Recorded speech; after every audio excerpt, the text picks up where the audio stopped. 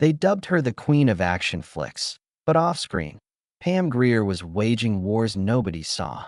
At 6, she was betrayed by boys who should have had her back. At 18, history repeated itself. Then, Hollywood moguls tried to trade roles for her body.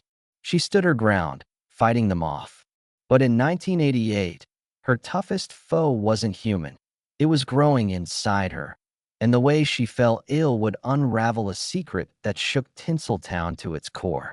Pam Grier came into the world on May 26, 1949, in Winston-Salem, North Carolina.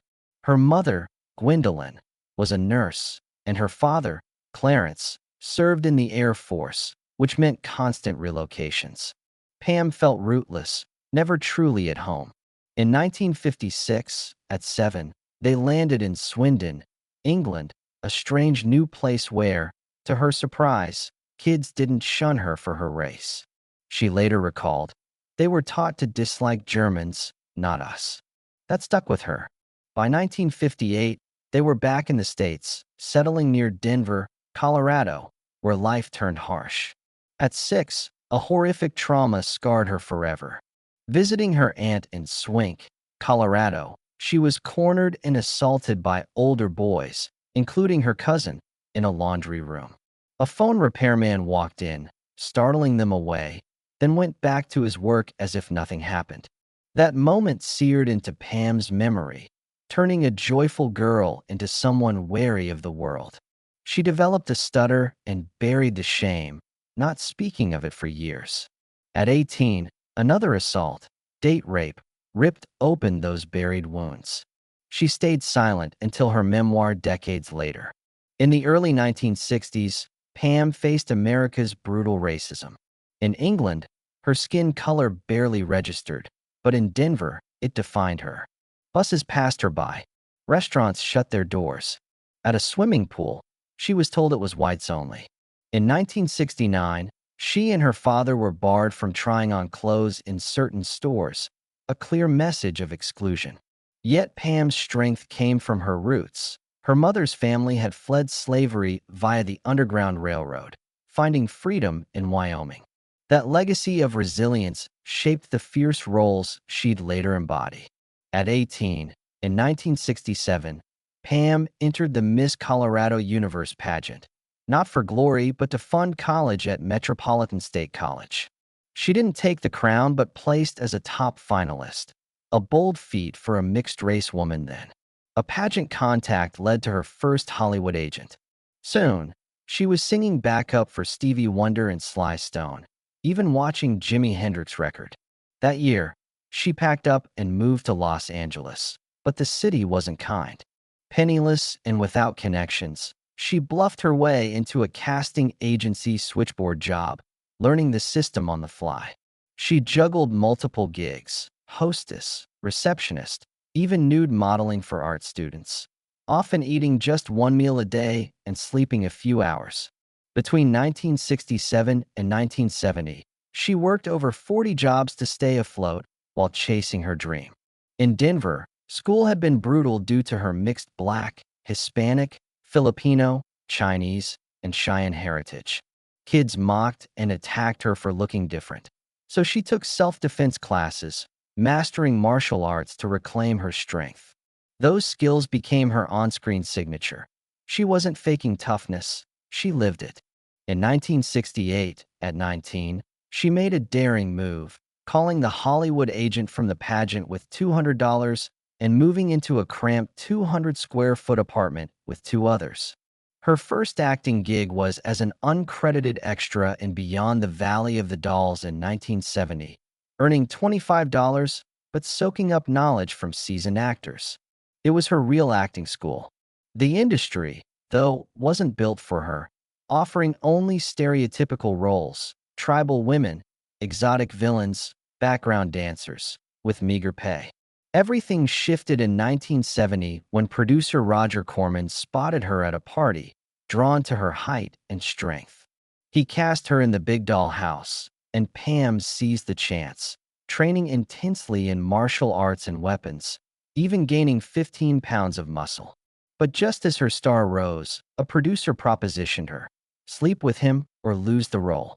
She fought him off physically and considered quitting, returning to Denver, but her fire grew stronger. Every role became a rebellion. The Big Doll House, released in 1971, was a hit, grossing $10 million on a $125,000 budget. Pam played a fierce inmate, performing her own stunts, including a grueling mud wrestling scene shot over 3 days in knee-deep water after a storm wrecked the set. Corman admitted the film's raw, sexy edge exceeded expectations, launching Pam in the women in prison genre. That year, she played a cruel warden in Women in Cages, a brutal, controversial role where she tortured characters in scenes that tested audiences. Pam later said she felt manipulated into nude scenes, but her presence was magnetic. In 1972, the Big Bird Cage cast her as a rebel plotting a prison break with real guerrilla tactics learned from Filipino fighters. The action was dangerous. One scene saw a prisoner crushed under a bamboo mill, and Pam's real training shone through. In 1973, Scream Blackula Scream saw her as Lisa, a voodoo priestess fighting a vampire's curse. She insisted on a strong character, refusing nudity and demanding respect for voodoo culture, making Lisa stand tall despite the vampire's dominance. That same year, Coffee cemented her legend. Playing a nurse-turned-vigilante avenging her sister's drug-fueled ruin, Pam crafted an iconic moment, hiding razor blades in her afro for a fight. The film, made for $125,000, earned $2 million, and that scene became a symbol of her fearless spirit. Pam wasn't just acting, she was a hero. In 1974, Foxy Brown redefined women in action films. One chilling scene saw her character castrate a man who killed her boyfriend and deliver his remains in a jar to his girlfriend. Pam choreographed it herself, ensuring its raw impact. The film earned $4 million, proving women could be feared, not just victims. That year, the arena cast her as a gladiator, training with real swords and taking real hits. Injured in a chariot chase, she pushed through. The film made for just $75,000. In 1975, Sheba Baby showcased her karate skills as a detective battling the mob, but its tamer tone disappointed fans craving Foxy Brown's edge. Friday Foster, also 1975, had Pam driving in a wild car chase as a photographer uncovering an assassination plot, blending thrills with commentary on black leaders' targeting. In Bucktown, she fought corrupt cops, improvising a women's rights line that resonated so strongly it stayed in the final cut. By 1981, Fort Apache, the Bronx saw her as Charlotte, a drug-addicted killer, a dark role alongside Paul Newman. Critics called her chilling, but it risked typecasting her as broken women. In 1983, Disney's Something Wicked This Way Comes cast her as the Dust Witch, but her scenes were slashed after test audiences balked, delaying the film 5 months. Hollywood's unease with a black woman in a fantasy role stung. From 1985 to 1989, TV became her haven. On Miami Vice, she played Valerie Gordon, a detective drawing on her military upbringing, her raw storylines blending strength and vulnerability. She also directed theater at UCLA under Roman Polanski, staging an all-black Frankie and Johnny to prove black actors belonged in all stories. Her love life was fraught. In the early 1970s, she dated Kareem Abdul-Jabbar, then Lou Alcine Dor, who pressured her to convert to Islam and abandon her independence. She walked away in 1973. That year, she met Freddie Prinze, a volatile star who called her before his 1977 suicide. She couldn't save him and carried the guilt. Her 1975 romance with Richard Pryor was marred by his cocaine addiction, which left residue in her body, discovered during a doctor's visit. She left him in 1976 after he dismissed her concerns, later witnessing his near-fatal 1980 freebasing accident.